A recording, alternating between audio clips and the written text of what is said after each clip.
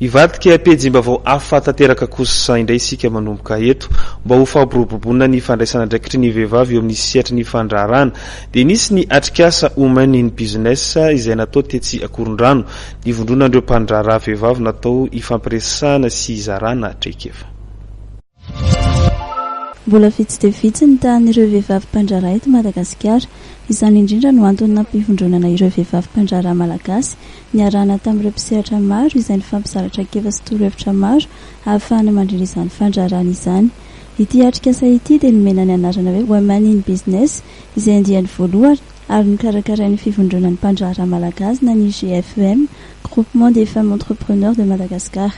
Ny vehivavy sy ny tambazotra, ny vehivavy sy ny findramam-bola ary ny vehivavy sy ny fahasalamana no lohahevitra noresahana nandritra izany. Tafiditra indrindra ao anatin'ny fankalazana ny fetin'ny asa ity atrikasa ity.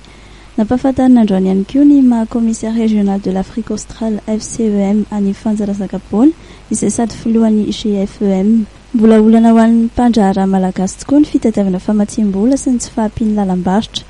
Ny réseautage zany dia vahaolana anankiray mety ahafahany vehivavy mpandraharaha mitady lalana amin'ny amatsiana ny famatsiany na fandraharahana izay ataony.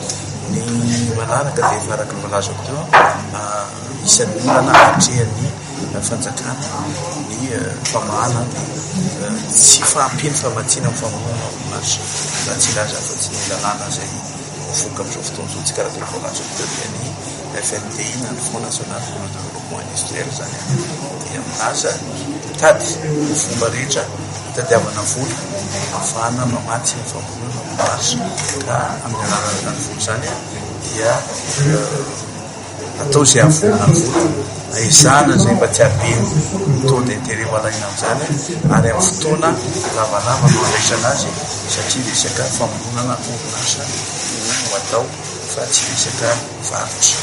Tonga eto amintsika ihany koa nanotrana ity atrikasa ity i Marie-Christine Ogli, filomaneran-tany FCEM na ny femme chef des entreprises à Madagascar. Nambarany fa ny vehivavy malagasy dia mazoto sy tia mivelatra amin'ny sehatra asa maro noho izany mila sany vehivavy noho izy.